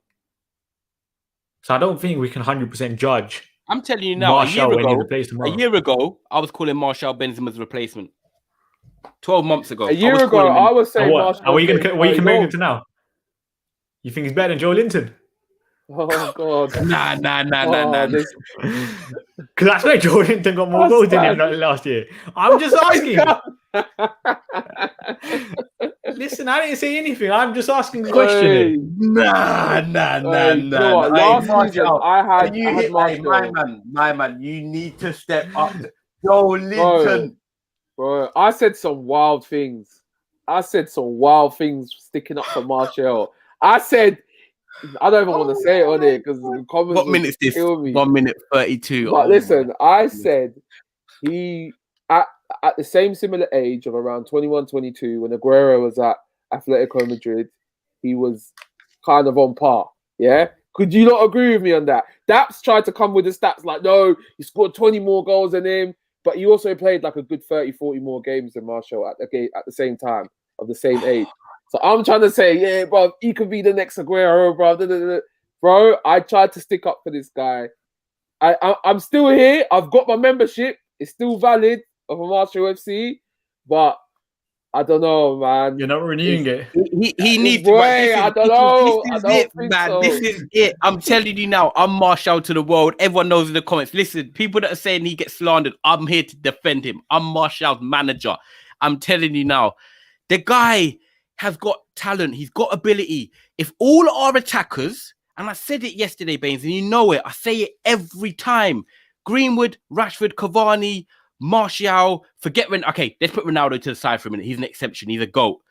These other men around Ronaldo, if we all play them and they play to their 10 out of 10 ability, Martial is the best footballer. He's better than Rashford. He's better than Greenwood. He's better than Sancho. He's better than Cavani when we're talking overall package. It's just whether we see it on the pitch. Martial is a dangerous player. At his best, he gets into that starting 11, whether it's playing on the left wing with, Martial, Ronaldo, Sancho or Greenwood. I don't mind that. Rashford, if it was me, my ideal team, Martial, Ronaldo, Sancho or Greenwood, and you bring on Rashford for the last 20 minutes to stretch teams. I love Martial. I think all-round package-wise, he is really good. We saw his 17 goals under Van Gaal. Mourinho comes in, 3 out of 5 player of the month. Oh, let's sign Alexis Sanchez, who's, on an aeroplane to bloody Jamaica because his legs are done, and we bring him into the side. We take out Martial. Poor move. Ollie comes in, puts an arm around his shoulder and says, I back you in your ability. We play well against Cardiff. The rest is history from there. We go locked down. Martial comes back and he's smashing it. He scored 17 goals in the league. If you take away penalties, he was second top scorer in the league. So for me, last year, he then had injuries and he didn't hit the ground running. So this is the year now because he had one good year with Ollie, one bad year. It's 1-1. This is the decider. I'm Martial SC, you're Martial out, and we'll come to the conclusion in May. I'm not Martial. I said wait until the end of the season, innit? Yeah, we'll have to. Because I'll be honest, I think in the 9 role, that's it. His future's done. Like I think on the left is his only possibility now, bro. How deep it. 12 months ago, people are saying, "Oh, his link-up play the way he is. He could be Benzema's replacement at Real Madrid." No, Benzema, the link-up play is still there, kind of thing. Now, would I say Cavani could be? Would I say Cavani could be Benzema's replacement? No. Would I say Rashford could be Cavani's replacement? No. I mean Benzema's replacement? No. Would I say Greenwood? Of course not yet. Would I say Sancho? No, of course not. So when we're talking about a player being Benzema's replacement of back of his form of the last season. There's a player in there. He's world class. Deschamps not picking him for no reason. It's just whether he can deliver it consistently, and he has to now. He now needs to switch on a mode, like Berbatov said, yeah, because Berbatov played with him at Monaco and said, you know what? I love Martial, but the best thing for him might be to move unless he shows some anger and grit into his game. Now, tomorrow when he plays, I need to see something. Wait, this coming right here. Even the Twitch chat on Red Talk think I have a Martial agenda. I don't, but the guy hasn't been performing, and Ronaldo's kind of shown his place. Do you know what? Yeah. Do you think he might just need a loan, like what Jesse needed? Bro, you might hit the nail on the head. You might have hit the nail on the head. He might just need a loan in it, just clear his head and then just come back. Because after COVID, the first lockdown, he was big up TSA as well. Always supporting, bro. The hat trick against Sheffield United, the thinking things like the piss. Amazing, bro. The semi-final against Seville. Done everything but scored. And then I feel like since that game there, I think since that game there, it's just followed him, bro. But the thing is that you can see that ability, for example. You remember the City game, for example, last year? Oh, when he brought it was unbelievable. Listen, he was home. All right, we get them. Listen, the best striking performance of outscoring the goal. Ruben Diaz come outside. Martial said you were not coming to Manchester and getting compared to Van Dijk. That is not happening. It was not happening. And this season, in the comments he will start again, and he should start again against Man City and tell them what. I hope Martial's seen this, bro. Because tomorrow, bro, I expect a hat trick tomorrow now. For real. People in the comments. If you want Martial SC content, come to Chapel Tunnel because Bains is coming on tomorrow as well. Subscribe to the description in the bio. Done. We might as well end it on that, with the Martial propaganda. What if he don't start tomorrow? He will. There's no. If he Cavani's fit, what if Elanga starts over him? Nah, I think Elanga's playing for the under-21s tonight. But if he's not, I can't have Elanga would have been in the squad for tomorrow. Let me just check. The under-21s are playing now. Away to Bradford. Oh, what a stream! I love it. Martial, this is his own podcast itself, man. What are you doing to me, Tony, man? I said to Bart last night, he had me sending voice notes at 11:30 last night. I said, he's got me moving like it's dating a gyal. Elanga's not in the squad. Elanga's not in the squad. He's not in the under-21 squad. He's not in the under-21 squad for tonight. No, but I can't lie. You see Elanga, let's be honest, he does deserve some minutes, innit? Because preseason, he was impressive. Preseason. And he performed last year. Towards the end of it, he got his goal against Wolves, I think it was, isn't it? Yeah. So, he deserves it. Ahmad as well. When's Ahmad coming back from injury? I don't know because the move from final got moved. Didn't go through in it because of his injury. So maybe we just have to wait, kind of thing. Maybe until November, December time. I don't know. Bro, we haven't really heard much about Diallo. Casey, by the way, I've got a show with Haj on Trafford Tunnel this Thursday. So big up Haj and all that as well. Big up Haj, Statman, Rants, all Aaron United as well on Fridays. Yeah. Big up the whole team, man. We're all connecting, man. We're all connecting the dots, man. Yeah, big up everyone. Listen, You've had enough Martial propaganda today. You've had enough Diego Dalot propaganda. I need to eat. I'm gonna get a shower. I'm gonna kick back and hope Norwich can do something against Liverpool. Boy, come on, man. Listen, is there anything else Wickham. you guys want to say? Yeah, man. I got to shout out Bains every single time, man. I love being on these shows. Big up Soups as well, by the way, for the new background and the project, man. I love that. Insane. Stats in the Tunnel. That's the show now. Stats in the Tunnel. If you can't see it in the name already, Chafford Tunnel. Statman. Stats in the Tunnel. There you go. So, come and obviously check us out. Chafford Tunnel on Instagram, Chafford Tunnel on Twitter. Obviously, the link for the new channel is in the description. So please come and support us. It's a new channel we only started last week. And obviously, my co-host Biz, my right-hand man every single time. And man, you lot keep supporting Bains, man. 4K. Love to see it. Oh, yeah. Big up everyone for 4K subs. That's madness. Come on. Big news, man. Come on, man. Like Pat yourself on the back, man. Hard work, man. You. You're doing sick. Oh, actually, by the way, before we go, Biz, I looked at the comments earlier for your quiz. Right, everyone's rating you, by the way. You done your thing. Come on. It was insane. I can't even lie. I'm still vexed, bruv. I didn't get that last question right, bruv. I can't believe it. I'm not gonna lie, you got to represent in the final, man. But Bains, honestly, real talk, big up, man. I love every time. Now he's road to 5K. Make sure you guys actually like the video as well, because I never ask for likes, innit? I forget to, innit? Like the video, make sure you subscribe. Notification bell. I think everyone forgets about that as well. Notification bell. Biz knows. Never, ever miss a show. Do you know what? I've clocked something. Look at this. Look at the only Ollie inners that people like, genuinely. See, you're gonna get a couple of haters here, but I'm telling you, most of the people like it because it's something. Big up. Yeah, true. Thank you, man. I appreciate it, Joe, man. Love for that, man. Yeah, wicked show. Make sure you guys like the video, subscribe to Trafford Tunnel. The link is in the description, and make sure you guys follow the Twitch as well. But anyway, we'll be back tomorrow, 7 o'clock, by the way. Team news and talking the fixtures on Trafford Tunnel with Bainsy. All right, come on.